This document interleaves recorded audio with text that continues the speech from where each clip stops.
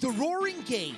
We all love it, but sometimes curling just isn't as fun as it can be on the Nintendo Switch. Don't get stuck in your curling club this year. Learn the game inside and out. Play for your favorite country and take the curling world by storm. With up to 4 players per console, you can enjoy curling with your friends and family anywhere, anytime. Let's play curling. Available now only on Nintendo Switch.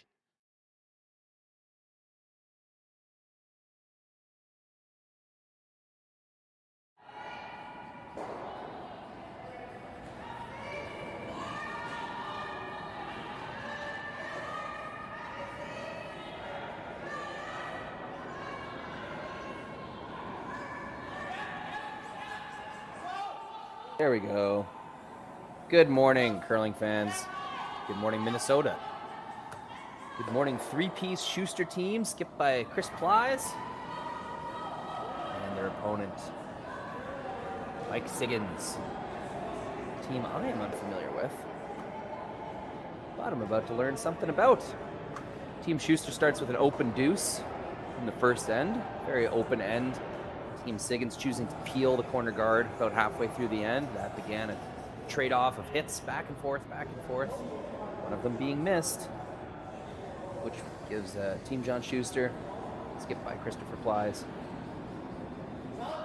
early leg up in this game. Adjust some volume so you can hear me.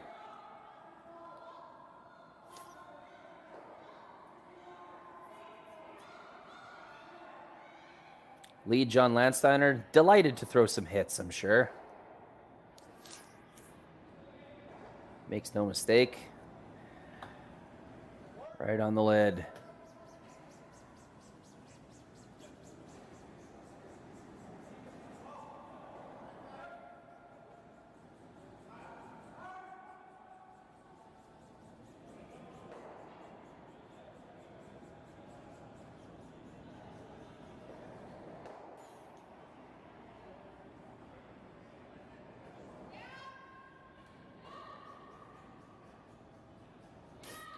Quite a look with the mask and the kitty shirt.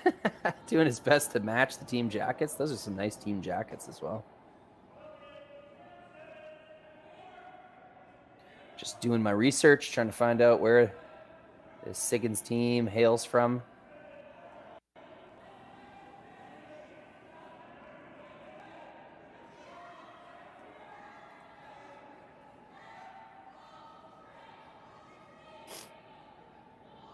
Out of Tempe, Arizona, I'm seeing.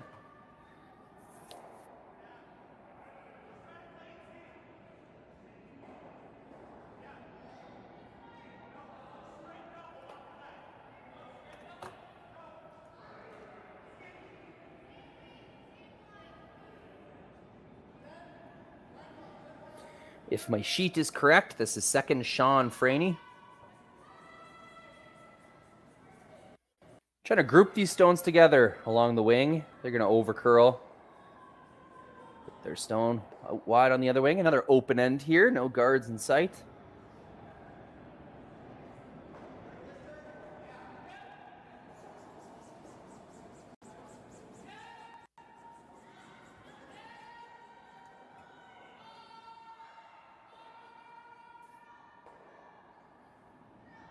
Second Colin Huffman.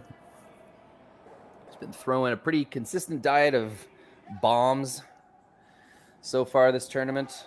Team Shuster defending quite a few leads, so Colin throwing rocks 4, 5, and 6, usually responsible for cleaning up any dangerous messes up front or maintaining control in the rings, making a double or two when needed.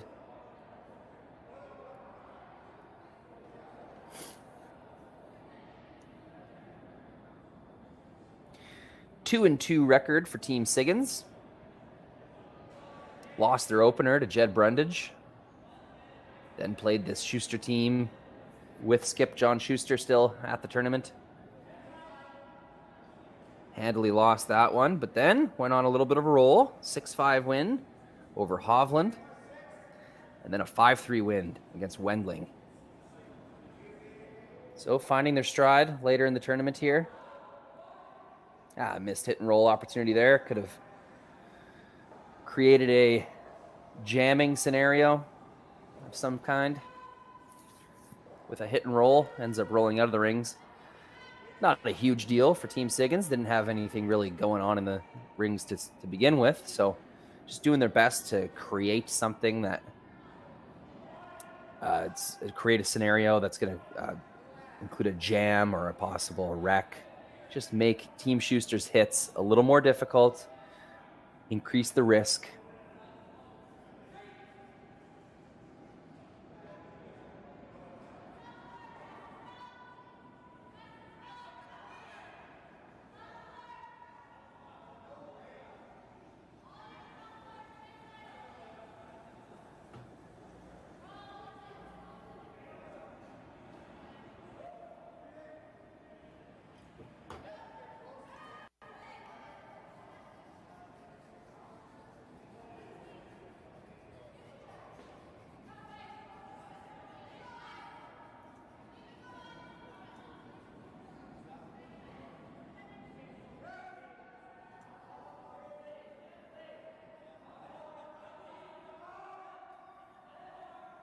The Shuster Stone going through the rings leaves an opportunity. Get control back of this end, and they will knock the other Shuster Stone out of the rings. Not a huge deal sticking around there. Of course, you want to keep your stones in the rings, but it would be a wide open hit for Team Shuster. At this point, I think Siggins is happy with maintaining a blank. No guards in play and no stones in the rings early on in this one.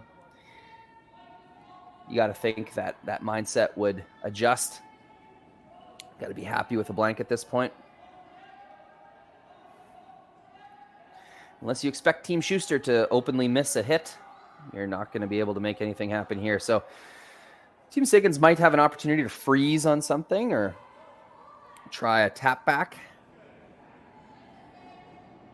Colin Huffman's stone coasting to the side of the button if you wanted to get really aggressive and make sure that you score something this end, give yourself a better chance at scoring 2. You might want to freeze to that rock, but I don't think Team Siggins is in that kind of desperation mode yet. Likely just continue to explore the sheet.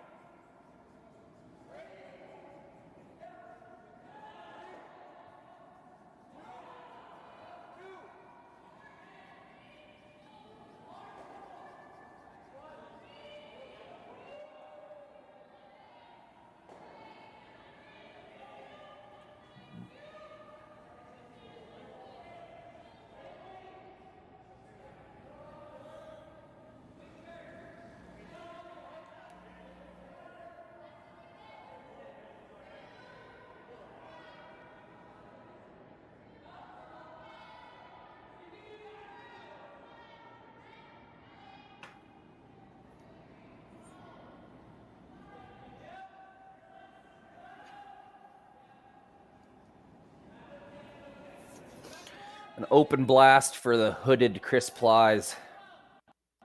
He's throwing a lot of big weight in the game I did last night. Who did they play?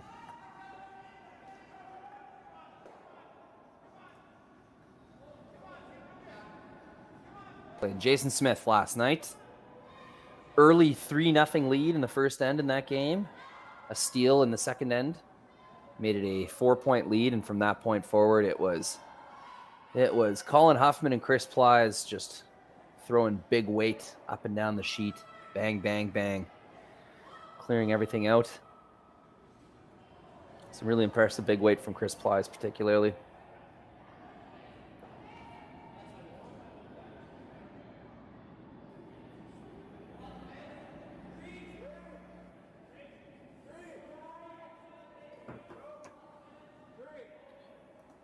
First stone for Skip Mike Siggins.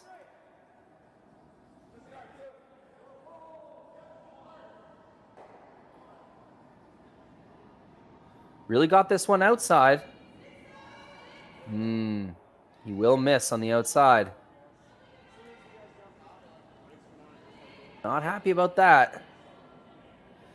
Giving Team Shuster a chance to split the rings, get a force going early on in this one.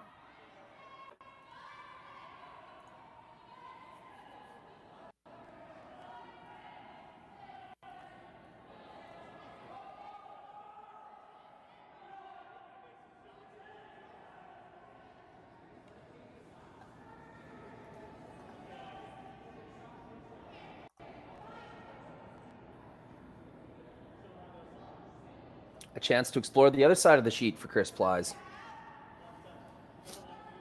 It's pretty nice when you can throw a couple draws in the first few ends. Get that weight kind of in your mind. Know that you have it.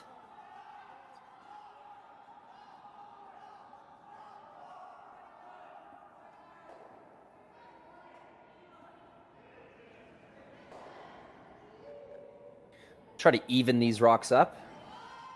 Leave this one on the tee line. Make sure there's no double available for Mike Siggins.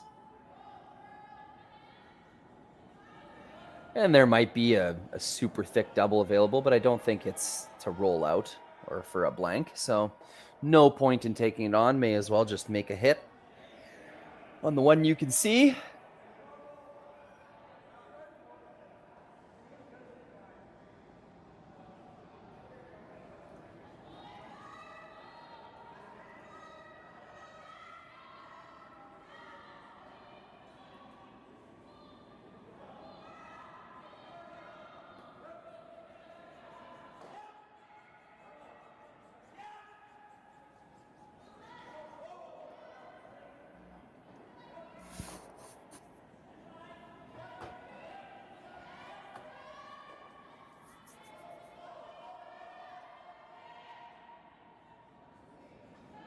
This one looks pretty nice. Just sweepers keeping it clean. Really solid throw from Skip Mike Higgins there. Rolls a bit, sticks around in the 4. They'll pick up their single point. It's a 2-1 lead for Team Shuster after 2 ends.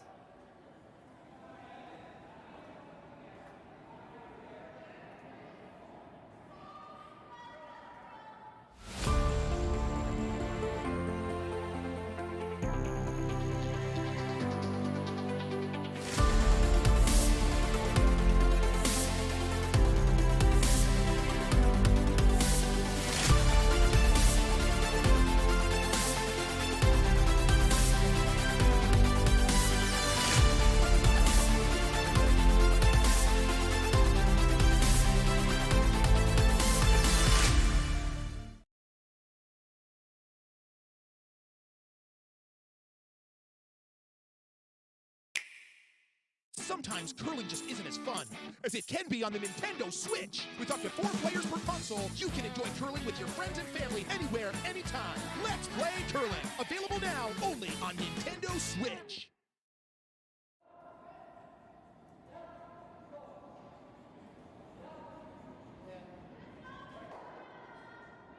Third end here, quarterfinal action here in Blaine, Minnesota. The Curve Curling Apparel Contender Series.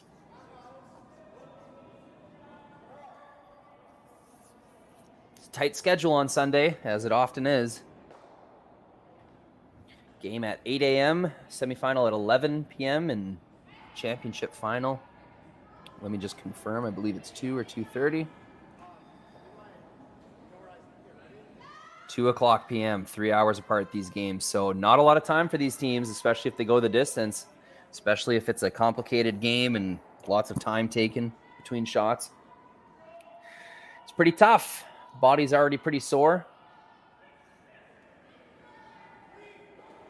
Being asked to play a 3-game day back-to-back like that, sometimes only about half an hour between games, sometimes less than that, maybe 20 minutes from the end of the first game to practice the next one.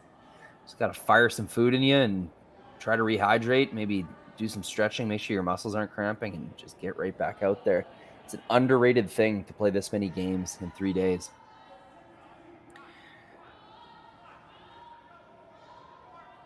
Curling, not the most strenuous, huff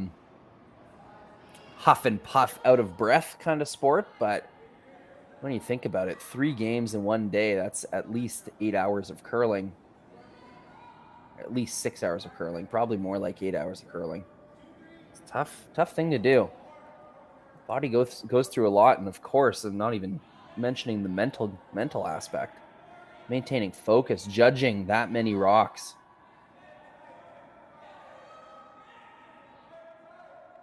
It's fatiguing, that's for sure. But curlers are used to it. It's how these bonspiels and tournaments, it's just how they go. If you want to win, you're going to have to last until Sunday afternoon.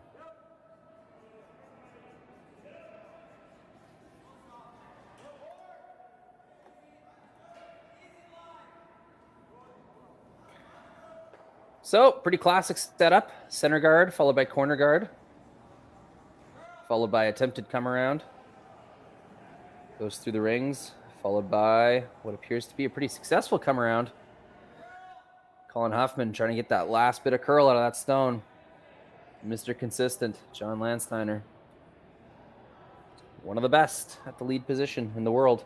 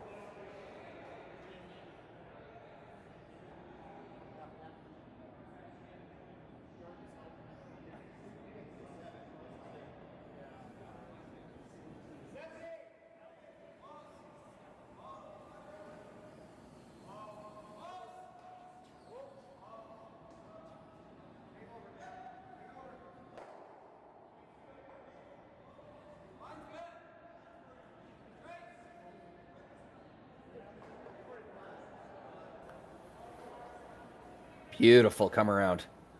Well managed on the sweep, Colin Huffman.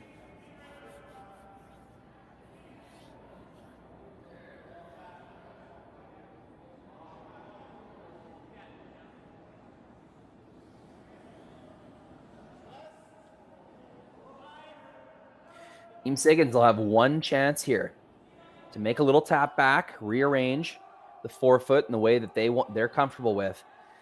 The next rock coming down the ice, almost guaranteed, is going to be a center guard peel or run back. So this is the shot that Team Siggins will have to nail.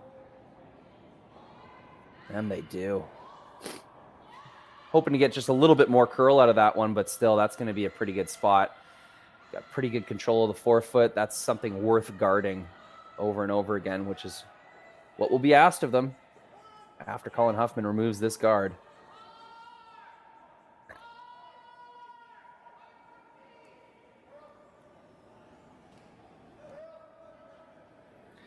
Guard goes away, saving their corner guard. Getting it thick, rolling over top. That's exactly how Chris Plies wanted that shot to go, so Colin Huffman makes a perfect peel. Ooh, very interesting. Mark Siggins indicating that they could chase this Shuster stone around the corner guard. It would be a pretty nice roll if they were able to chase that stone with hack weight, roll into the forefoot, take away the out-turn path, as well as the in-turn path that they currently have guarded.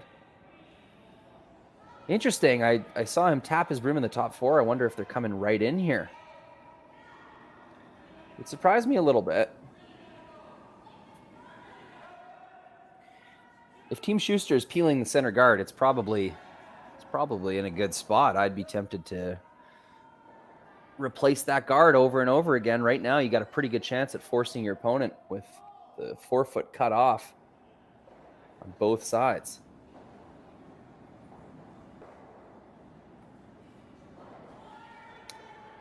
Looks like he was indicating just guard this spot. So center guard goes back up. Over curls a bit, but takes away the proper side.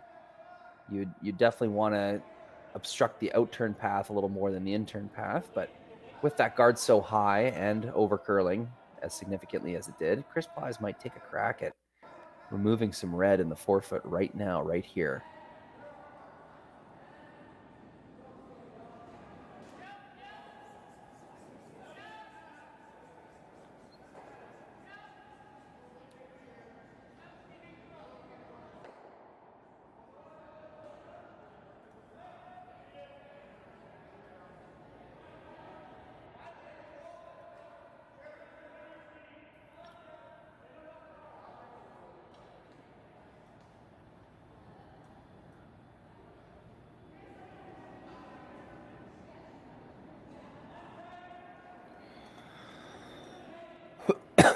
Bit of a wobbly slide from Colin there.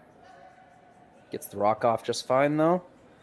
Steiner hard on this one right off the bat. What a sweep. John Landsteiner gets that rock by. Gets rid of the dangerous one. Taps back the secondary stone. Team Shuster lying 3, just like that. Beautiful sweep, John Landsteiner. Good call, Chris Plies.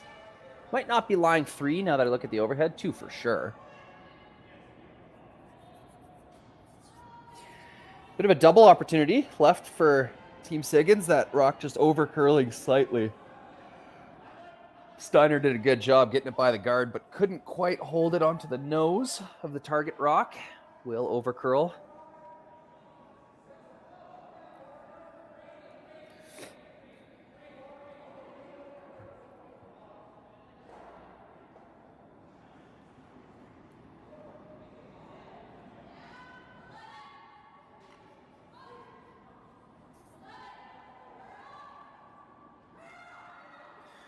Pretty big shot here.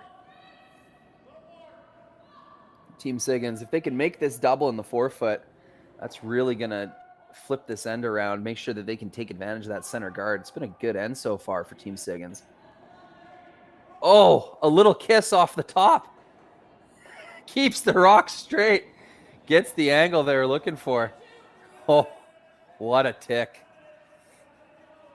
Pretty lucky. But good sweep to hold that rock as straight as they did.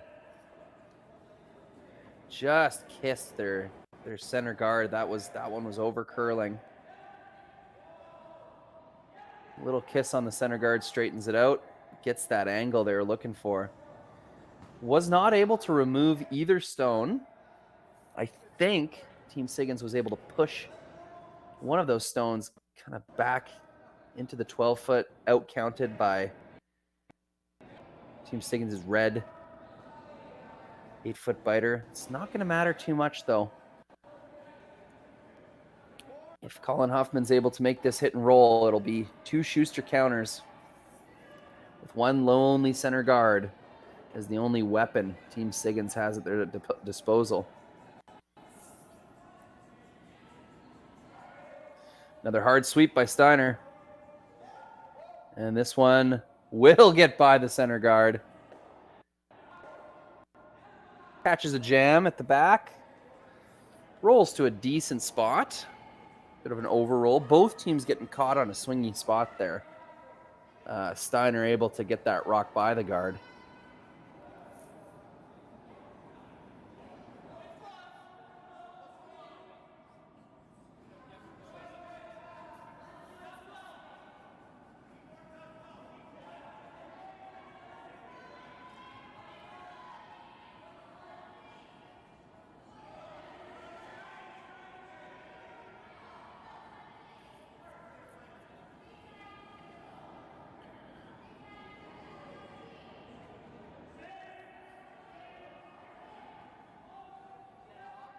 Just looking at angles here, trying to make sure they're not going to jam on anything. If they make this double the natural way, if they nose the top yellow, it's going to want to exit the rings on that outside. It might jam on the Team Siggins stone on that right side there from the overhead.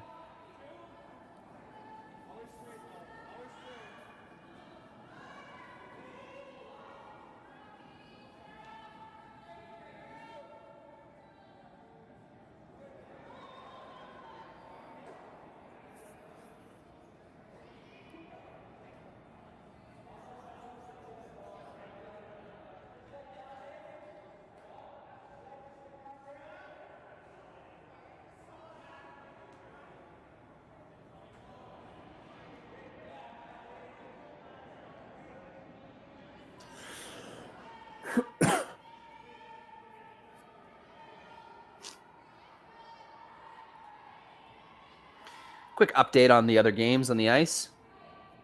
Got Daniel Casper, started with hammer, forced to a single in the first, steals in the second. He's leading Scott Dunham 2-0 after 2 ends. Nicholas Connolly, playing the second end right now over Ethan Sampson, was forced to 1 in the first end with hammer. Connolly was.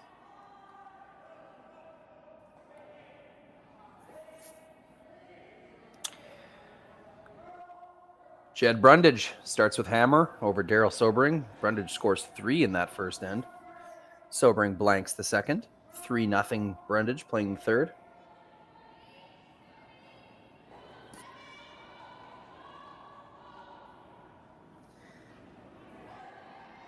And of course in our game, 2 points for John Shuster.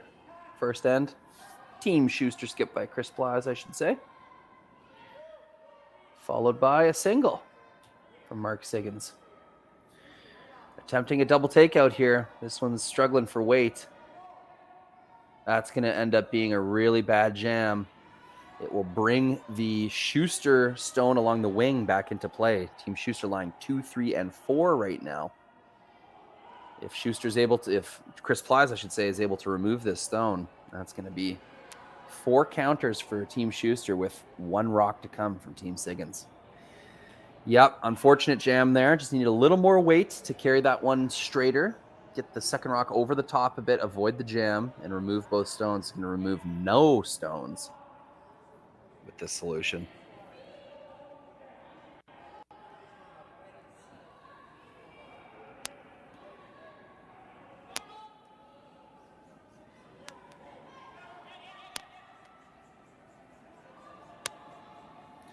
Chris Plaz, first rock with hammer in the third end.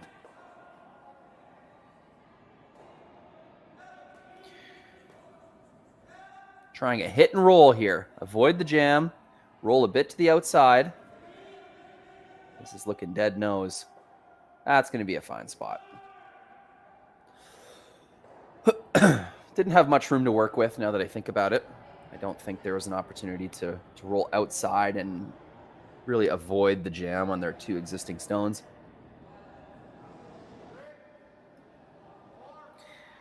Decision time. What does Mark Siggins think is his best chance of avoiding a big end here? Is it a freeze on this back yellow? Is there a double to be made on those back 2? Perhaps a double and roll, try to hide their shooter in the back 4-foot, force Chris Plaz to make a more difficult run back on his own for multiple points.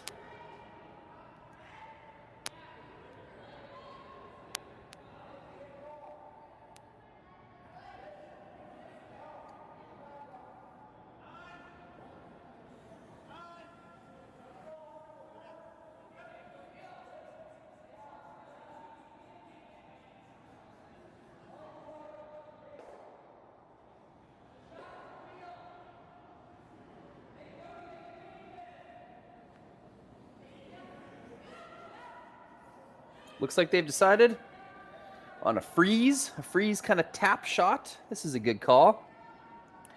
If you could tap that top yellow a little bit, I shouldn't say top yellow, the first yellow in the back 4, might create a little pocket for yourself with a rock on either side, a jamstone on either side. thus making it really difficult for Siggins to remove.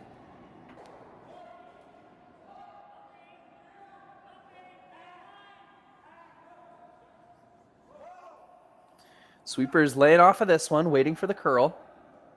Seems a little hard. Getting some movement now. Rock is really curling in now. And slowing down. Wow. I think they're a little surprised with how much that moved at the end. I would be too. Sweepers had their brooms on their hips waiting for that one to take the curl, and once it did, they really underestimated how hard that would swing. Couldn't quite keep it on the high side of nose, which was a necessary element to that shot in order to create a jam stone on either side. Now there's only backing on the one side, allowing Chris Plies to take a look at pounding this rock out of the house. Should only sacrifice one of his stones, but if both go, it's still a shot for two.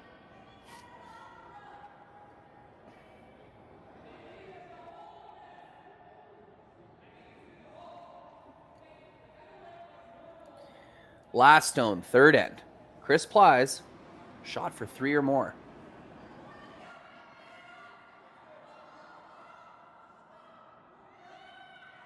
Looks like just normal weight they're throwing at this.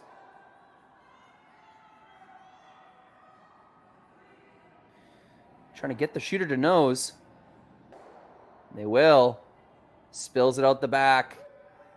Keeps a rock in the side of the 8-foot. That's a count of 4 for Team Shuster. Well managed those angles, understanding exactly where those rocks were going to go. Got his shooter to nose and ended up counting an extra stone. 4 points. Team Shuster leads 5-1. 6-1. Great math, Rory. Heading into the fourth end. We'll be back.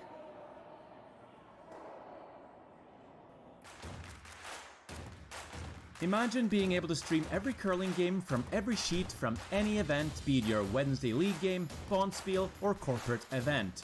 Curling Stadium offers an all-inclusive streaming solution featuring high-quality cameras, ease of use, great reliability, and minimal installation. Offering your sponsors customizable ad space on your streamed curling games and being able to sell video packages to your corporate events for increased revenue. With Curling Stadium, you can stream to any device, be it your mobile phone, tablet, or computer. Push the feed to your desired platform, be it Facebook, YouTube, or any other social media. Curling Stadium is simply the way forward. Where it's commonplace in other sports to televise every game, we want to do the same. Curling is a global sport, and it's time it gets the coverage it needs. Make your curling club the next Curling Stadium.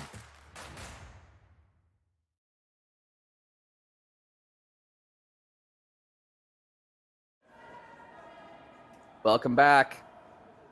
Big end for Team Shuster. Chris Plies manufacturing 4 points in the third end with hammer.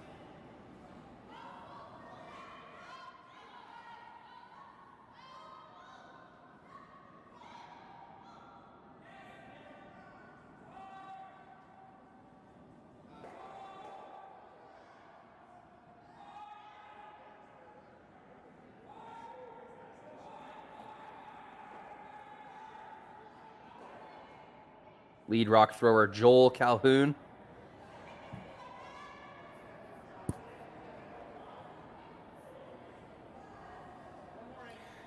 Some early struggles, has sent a couple through the rings. They'll really want this one to stop shy of the rings, and it does.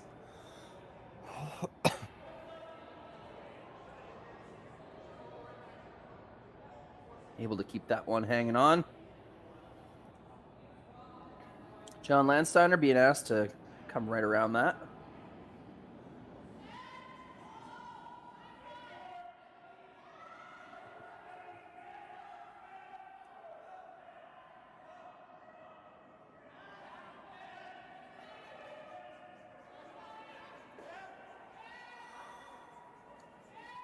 This one's got some heat on it.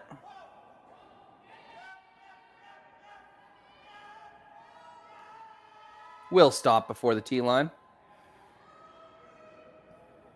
Colin Huffman just waiting for it to curl. Kind of tricked me into thinking that was heavy.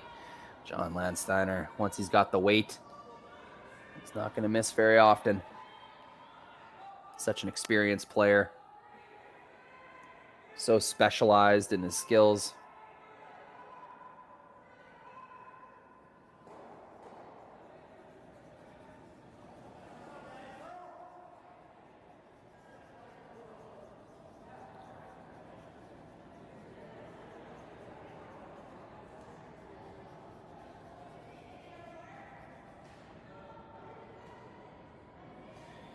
Not quite able to get that one over the hog line. Had to maintain separation over the first, so definitely did need to throw that one considerably different, but perhaps not that much different.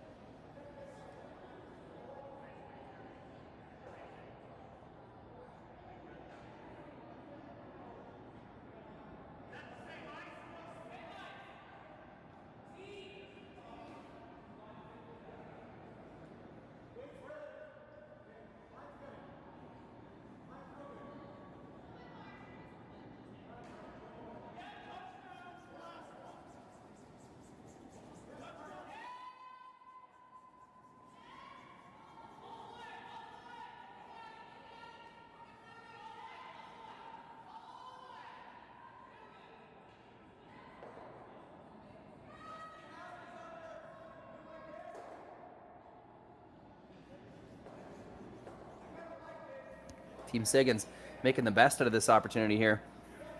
No other option but to ignore the Shuster stones in the middle, play their own game. Beautifully swept rock finds its way buried behind a corner guard. Chris Plies thinks the most prudent thing to do is remove this card.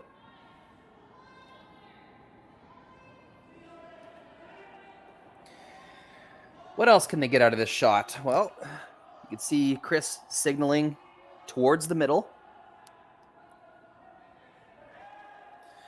Probably trying to get some kind of roll towards the center line from Colin Huffman here. Other option would be to bang it right back, try to make a double, but there's a risk of leaving your rock as a corner guard as well. This is some huge weight.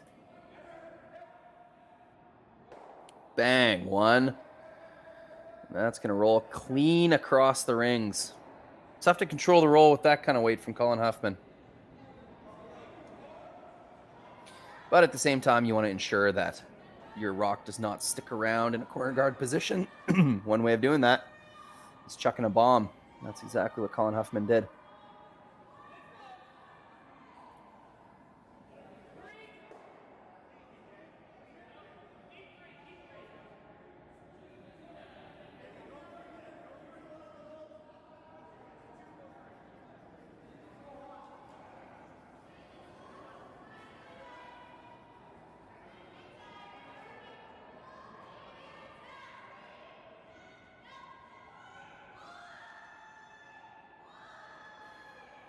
Looks like a tap back is coming next. Mark Siggins deciding this is the time. The time has come to address these stones in the middle of the rings. Had to happen eventually. They'll do it with the second stone.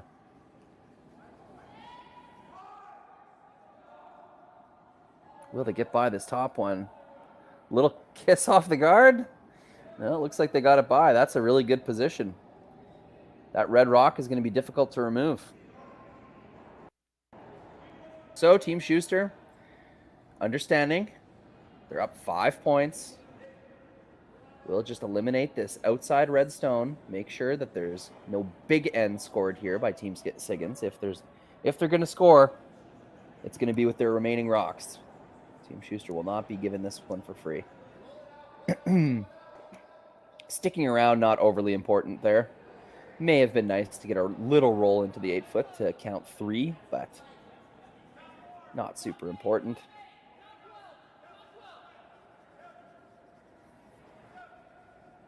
Would be nice to have a counter in the 8-foot if Team Siggins wants to play a series of tap backs on their stones up in the top 12-foot. Now, if they play a tap back, their shooter stone will be relevant and probably 4th shot. If Team Shuster would have stuck that rock around in the side of the 8-foot, it would have outcounted any tapping stone thrown by Team Siggins. So I guess I'll retract my statement that it's not that important that it sticks around. That would have been nice to keep one around in the 8-foot.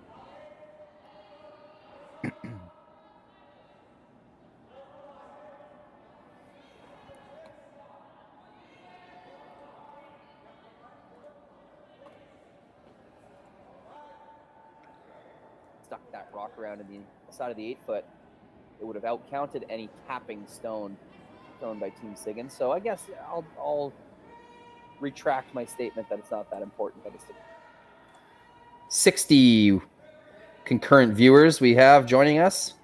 Hello, everyone. Blaine, Minnesota. Curve Curling Apparel Contender Series. Quarterfinal here. John Shuster taking on Mark Siggins.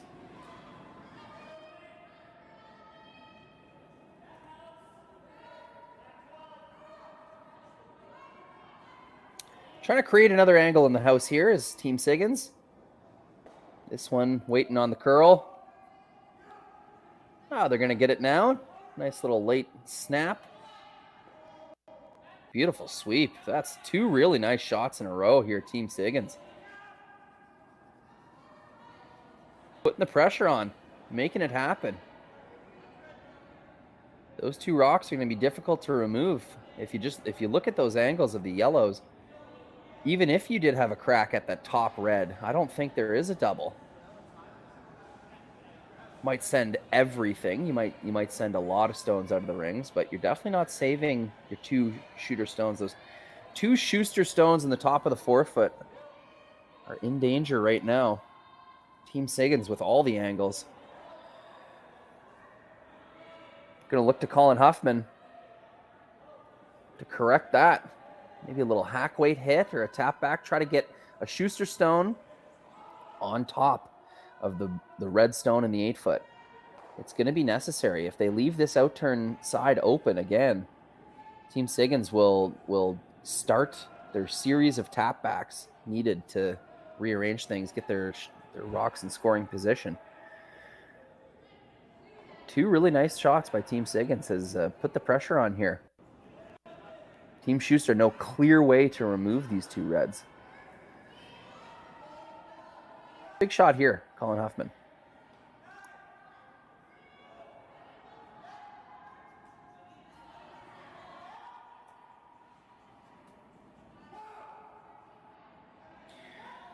We'll watch this one from a close-up angle. Beautifully managed. Gets the inside roll. That's gonna remedy the situation real quick. Just look at how well that's rearranged the angles there from before, with both red stones having nowhere to go but back onto the yellows. Inside angle has been taken away by Colin Huffman there. Resting his stone in between the 2 reds means those 2 reds are now sitting ducks. Both can be removed with not a lot of precise angle management, really. If you hit that top red, if you ever found a way to hit that top red, they're both flying. If you hit the yellow, the back red's flying. There's a lot of good just came from that shot, Colin Huffman.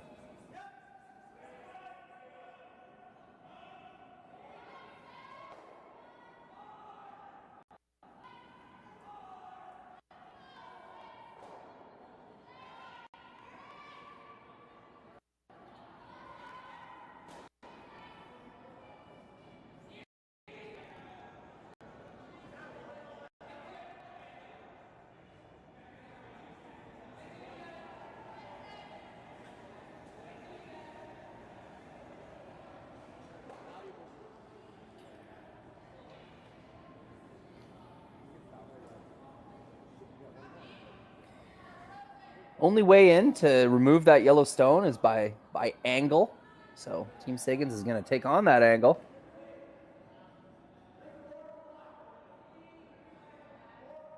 Throw big weight here. There is a way to remove 3 yellow stones here. I think you need more weight than that. They are signaling it's up, so perhaps this is a direct tap on the yellow stone. It is. It is a tap back. Sweeper's hard on this one. Looks pretty good. We'll get the tap. Okay. Not amazing. Not exactly sure what angles they were trying to create there. Maybe they were trying to get that one much thinner. Roll off a little harder. I'm not sure. But they have left multiple doubles. There's a nose double to remove the one on the forefoot and the outside red, but there's also an inside crotch double, you might call it. Chris Ply's hitting half of that stone that the sweepers, their brooms are signaling towards. Roll over and bump, just as Colin Huffman is describing there. Whichever double you want, Chris. They're both available.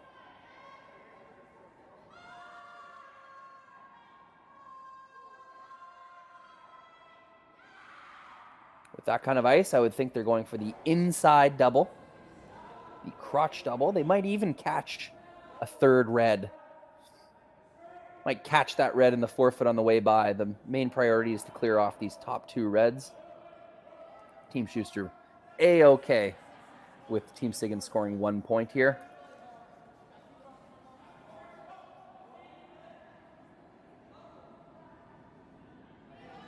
Chris Ply has an opportunity to throw some more big weight. He's been throwing it well all weekend long.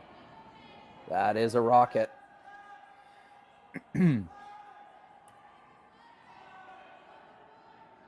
One and 2. Very satisfying result. I do believe those yellows are lined up for a triple now. I think it jams into the redstone. There's that top yellow that's just kind of hanging on by a thread, sort of peeling off the top one like a banana peel. Probably scoots backwards into the red. I think 4 stones go with a lot of weight there, which is probably not ideal if you're Team Siggins.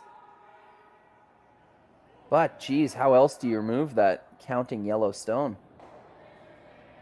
I don't think there is a way. I think you have to make some type of play on those top 2, perhaps with softer weight.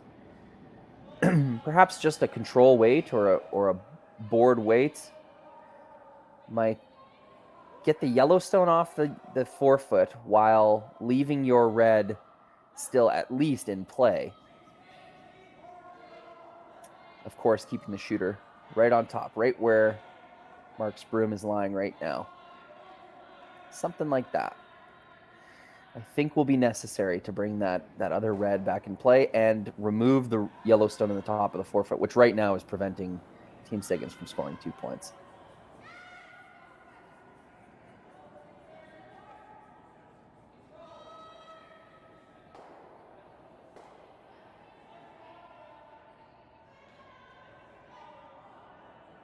Little flop inside might be good. Protect their stone from the inevitable bomb coming from Chris Ply's. Bomb number 2.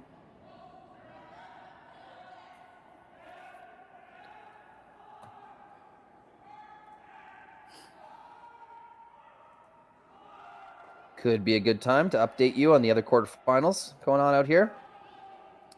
Ethan Sampson came back with hammer to score a point in the second end and then stole one in the third end. He'll take a 2-1 lead over Nicholas Connolly. Connolly with hammer in the fourth. Scott Dunham scores a big 3 points in the third end. That's going to send him on top 3-2 over Daniel Casper. Casper with hammer in the fourth.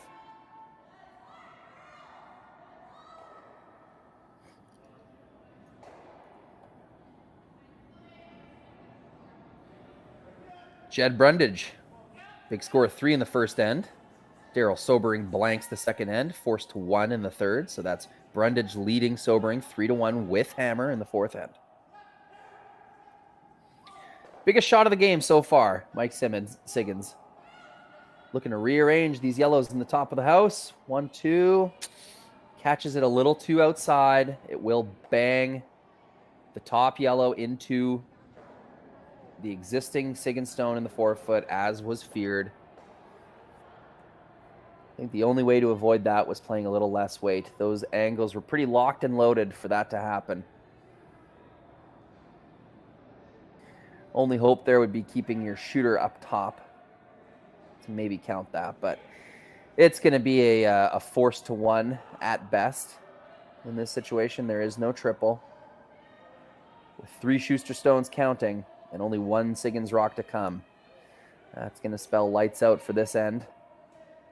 Siggins had no choice. They had to play with fire here, down 5 points in the fourth end. Really had to cook something up here to stay in the game. So, you know, not a necessarily bad end for Team Siggins, but when you're putting the onus on yourself that much, when you're putting the degree of difficulty, ratcheting your own degree of difficulty up higher and higher, it's a tough thing to do, especially against a team as elite as Team Shuster. Skip by Chris Plies here. With alternate Colin Huffman shedding his excessive, I think that's a belt. What just came flying off Colin Huffman there?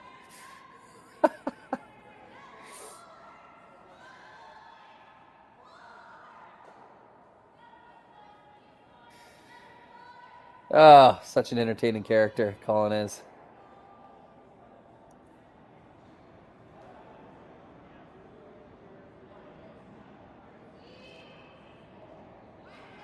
Looks like an arm wrap.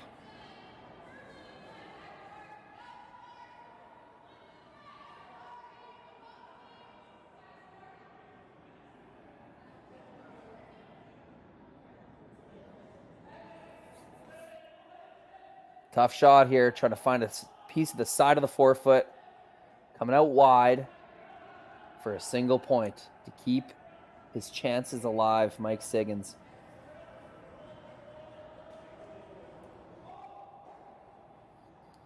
Real tough shot. Last rock here in the fourth end. Team Siggins trying to stay alive.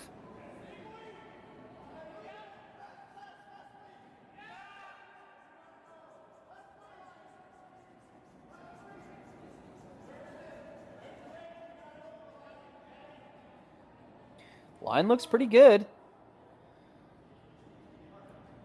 Sweepers like it. Working on it late. Curling pretty hard. What a shot. Pressure draw, Mike Siggins. Beautifully managed by the sweepers. That's going to keep them alive here with a single point. 6-2 after 4 ends.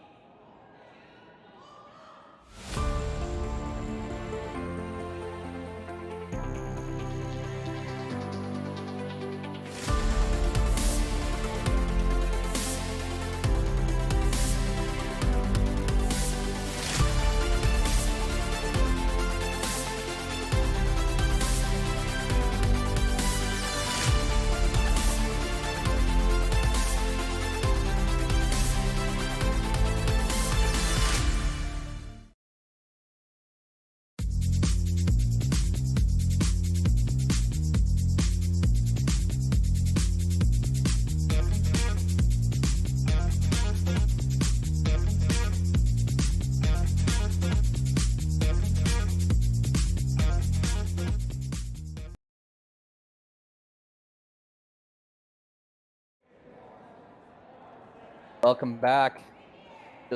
We just watched a really impressive draw to the side of the forefoot. Cold draw from Skip Mike Siggins. They had something cooking that end. 2 really nice shots in a row down the middle from the second Siggins rock and first rock. Created some really interesting jam angles. Thought they had something brewing down the middle, but then Colin Huffman with a really impressive hack weight, kind of hit and roll, changed the angles all at once, and it was a battle from that point forward for Team Mike Siggins. Team Shuster skipped by Chris Plies.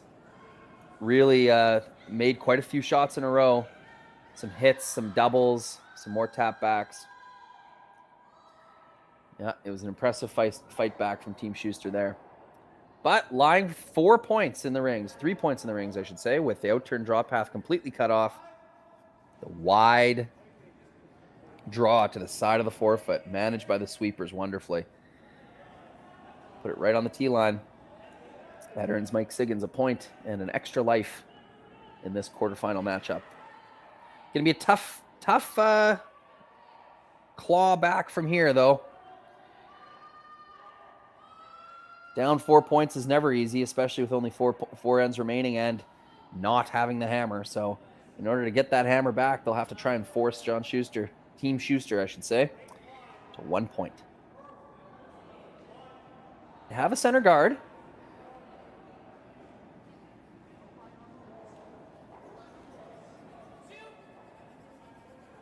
Shuster tick attempt ended up bunting that stone into the back kind of corner. I believe this was always the intention, was to peel it off. Steiner gets to throw a peel. Woohoo!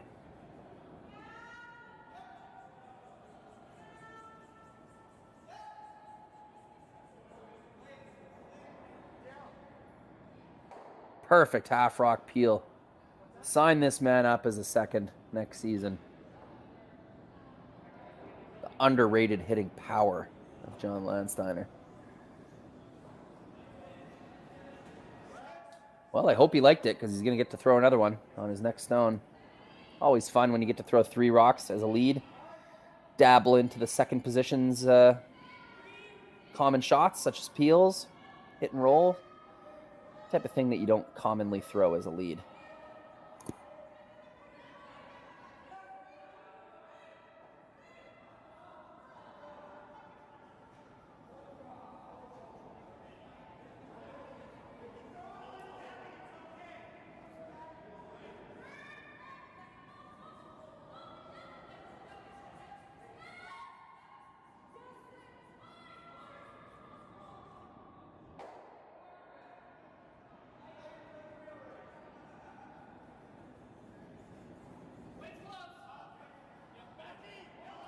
Single peel.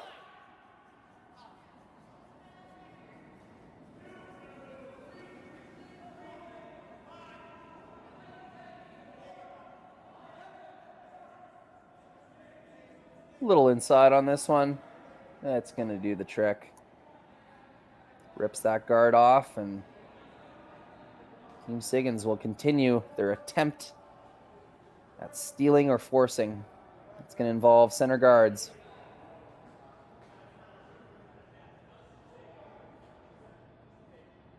The procession of the end.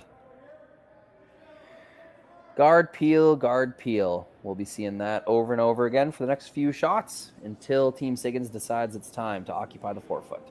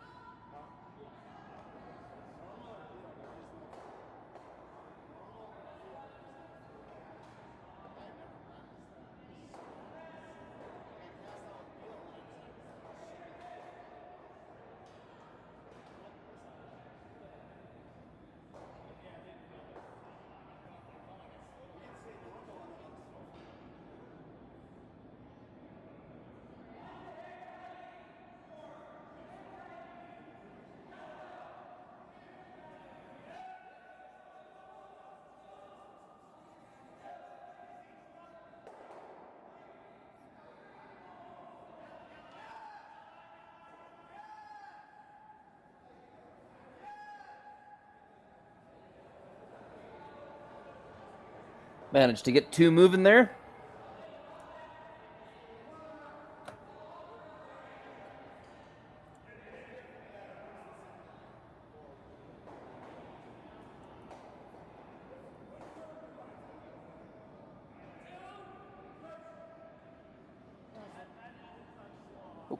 Did not have my camera selected there.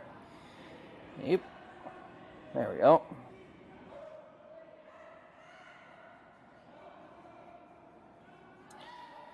Team Shuster looking for a blank here, hoping to keep this end clean, take the hammer into the 6th. Maybe try to end the game in the 6th end by scoring a single point. Should probably do the trick.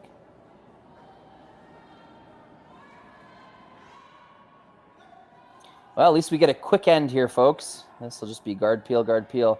Really got that one inside. Wow. Tough to stick a peel with that kind of weight, but Colin Huffman managed to do it. That's going to be a mistake. Overlapping center guards coming up. Now Colin will have to try and find a double peel in order to make things easy on his skipper.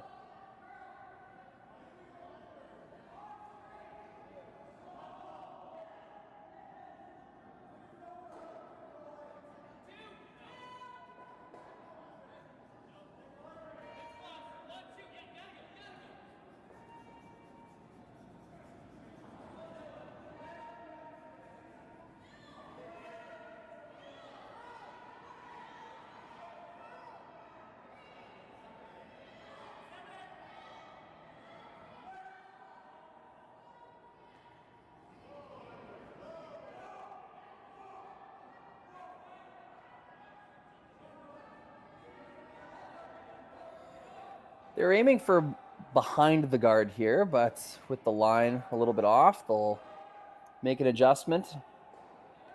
Not a terrible result. Those stones are quite grouped together. Oh, Chris Plies deciding not worth chasing these center guards around anymore. Let's just come right in. Chris thinks that there's a good chance they're going to get forced this end. So if they're going to get forced, they may as well score 2 or more. And the way you do that is by putting a stone in the rings. Only 3 more stones to come, so even if Colin Huffman made this double peel perfectly, there would still be a corner guard laying around for Team Siggins to use as a force stone, so they could put something in the rings, albeit not in the forefoot. It would still be forcing Team Shuster. So Chris, recognizing that timeline, knows that there's no real way to win that war, so we'll just come in right now. Try to score their deuce here. Nice sweep there. John Landsteiner. Huffman got a little bit outside of the line there, so it was sweeper's duty to finish that stone. Oh, just looking at the replay now, looks like Colin got up and swept that one himself. Steiner likes to stick to the right side of the rock. Doesn't really like to switch over.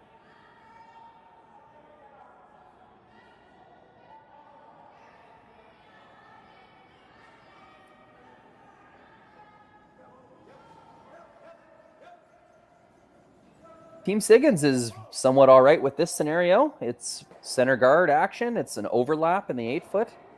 It's another opportunity to try and force Team Shuster here, or even steal a point themselves. They have center guards. They have overlap. They have all the tools they need to put the pressure on Team Shuster here.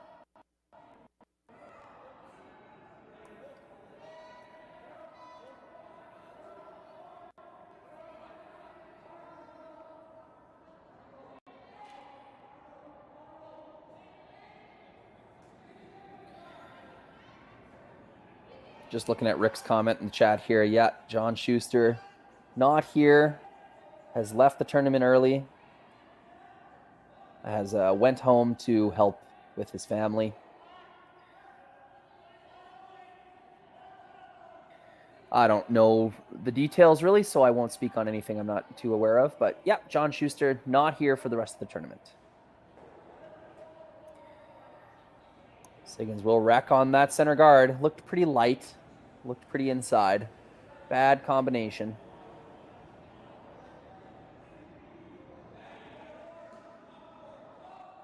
It is going to offer some protection in the forefoot for his next one. Siggins will be drawing somewhere on his next stone. So an extra guard up on the center line, not a terrible thing. It is decision time for Chris Plies. You can see him. He doesn't like that center guard at all.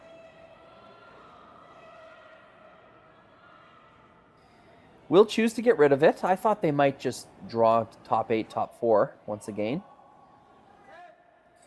They've already got a stone in there. They're not really going to protect much of anything. But choosing to get rid of the center guard. They want to make sure they score 1 this end. Don't want to make it a 3-point game.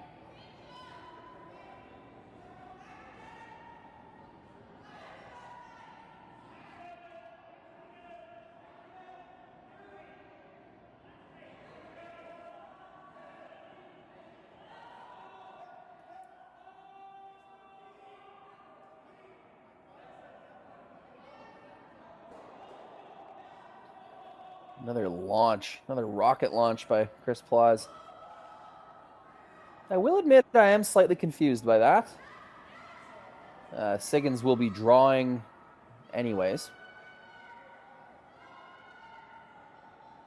Attempting to hide this stone somewhere in the forefoot behind the existing Shuster stone. So I'm wondering why Chris didn't want to just come in the top of the house there.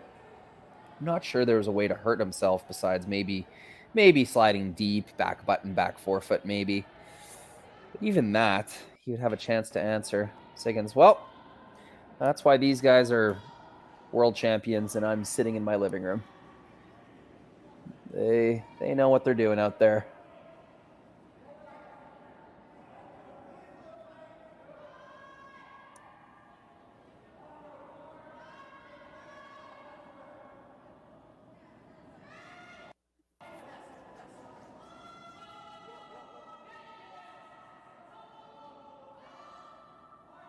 This one's sliding a little deep. The line looks good, though.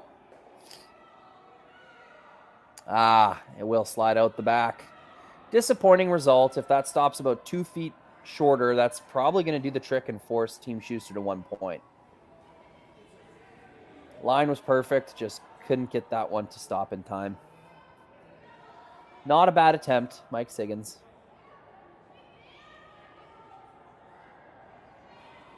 Just playing skip in this game almost is very rarely good enough. On that 8 rock, it is very often a 100% or 0% kind of shot. Chris Plaus' opportunity to take 2 more points here in the 5th end with his last stone.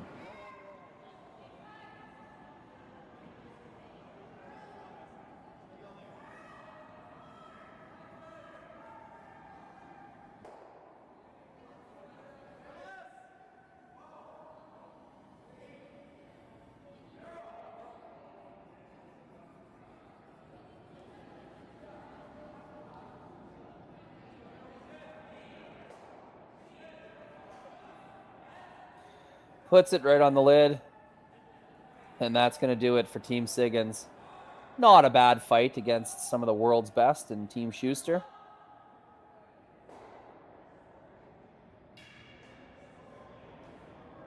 Couldn't quite make them where they counted. Couldn't quite string together the necessary, precise shots that are needed to compete against a team of Shuster's caliber. We saw some flashes from Team Siggins, making a couple shots in a row that really put the pressure on Team Shuster, but answering the call every time was John Landsteiner, Colin Huffman, and Chris Plaus.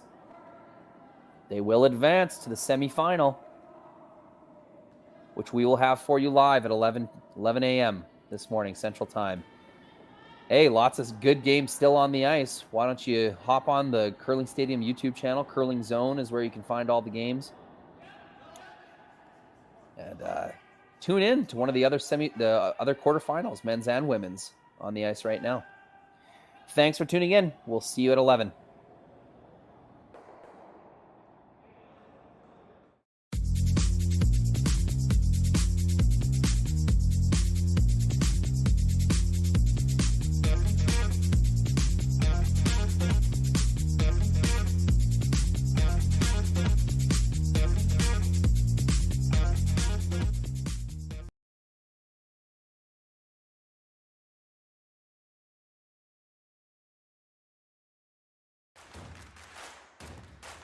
Imagine being able to stream every curling game from every sheet from any event, be it your Wednesday league game, bonspiel, or corporate event.